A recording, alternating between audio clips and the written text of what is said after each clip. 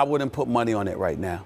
And that's different. I mean, I was listening to Mark Schlereth this morning on Mike and Mike, and he talked about how Friday he would have bet money on it. Saturday he may have bet money on it. But after what he saw yesterday, he's got his reservations. And I must say, I don't blame him because I mirror and echo those feelings. I got to tell you, as I'm looking at Tiger right now, it's not about his game. It's that it's disappearing at the most inopportune times. That's not what I'm used to. That doesn't happen to winners.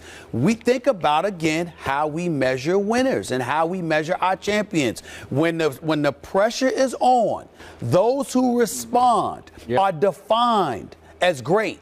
Those who respond when it's time are usually champions. That's how we view them. We can't sit there and modify that definition for Tiger's sake, particularly when Tiger is the one that helped set the standard.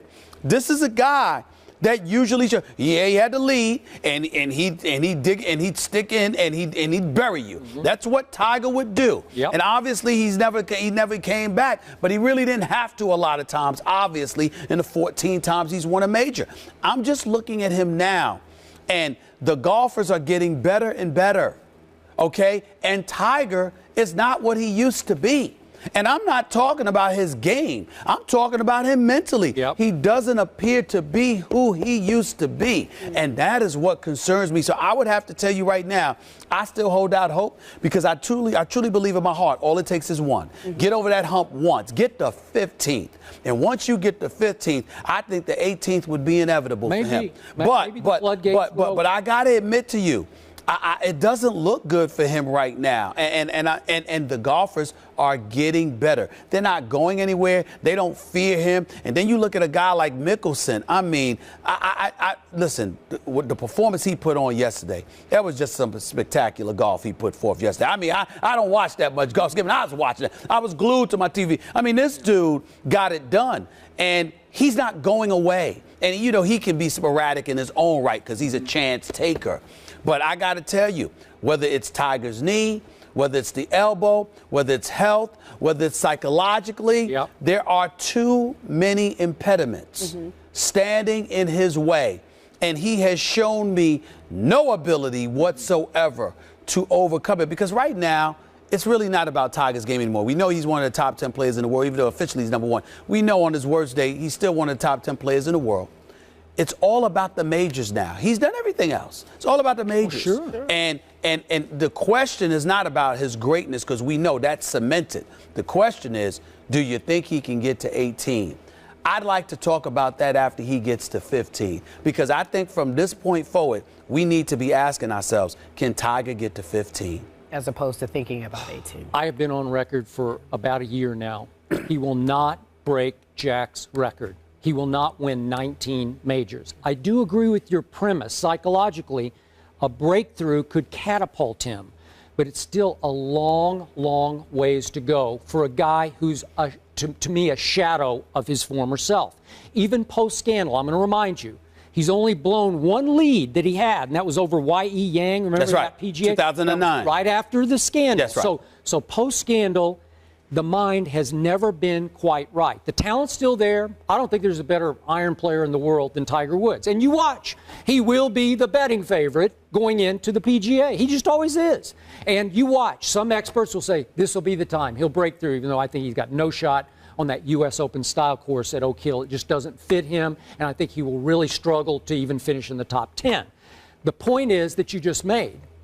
The pressure only rises to win number 15. It's not going to dissipate. It's only going to rise. And I keep telling you, the man who used to be the greatest putter I think I've ever seen can no longer putt on Saturday and Sunday. Can't do it. So what do we see? The recurring pattern. He's right there on Thursday, first round. He's right there on Friday. And he's right there on Saturday. And you keep thinking, he's going to have the lead. He's going to have the lead going to Sunday. And then he makes a mistake on 17 as he did with the upshot 3-wood that went into the bunker on 17 on Saturday night. Skip, help me out here. Yeah.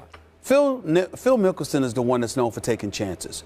He's the one that's known for being a bit sporadic from time to time because of the chances that he takes. He can sit there and he could just blow it out the park, or you know, he can tank it. You know, but he appears to be a bit more disciplined. Well, and dare I say to some degree a bit more conditioned than Tiger from time to time. Shape of his and I'm shocked by that. I'm shocked by that, because I never thought in my wildest dreams that those two ingredients are something that I would associate with Phil Mickelson ahead of Tiger Woods. Phil himself said, I'll never win at the British Open because I take too many risks, and you can take no risk there because it's so penal. You're going to get punished like you don't get punished on the States courses, and he had to unlearn his risk-taking. Well, Tiger, this set up for him because he never had to take his driver out of the bag. I think he had won the whole tournament, and I thought, because that's the one club he really struggles with, so I thought, okay, Tiger, this is yours. It's for you, but you have to make some putts on Saturday and Sunday. And even our Andy Norris said it was the 2 worst rounds of putting that Andy could ever remember from Tiger Woods. Yeah, and then, when you sit there and you bogeyed on the 17th Saturday, and you messed up on this. You failed to get the birdie on the 16th and the 18th. You bogeyed on the 17th. You started a downward spiral right there. But in the end, what it comes down to is this. To answer this question, here's what I think is the only thing left that can help Tiger. Everybody has to count him out.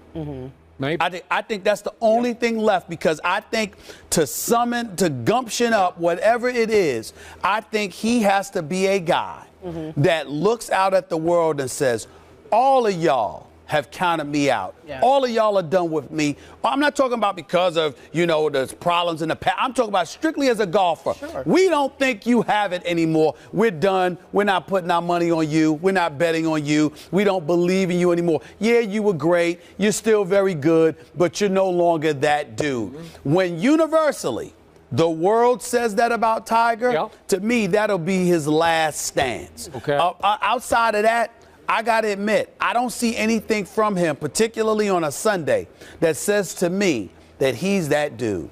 You know what? I think even he needs to count himself out at some point. Take all the pressure off and just say, you know what? I'm just going to go out there and have fun. I'm not going to try so hard. He is grinding. He's still cursing. He's still in front of the mics, He wants it so badly. He's about to just grind his club into sawdust. You can't play that way. Can't putt that way.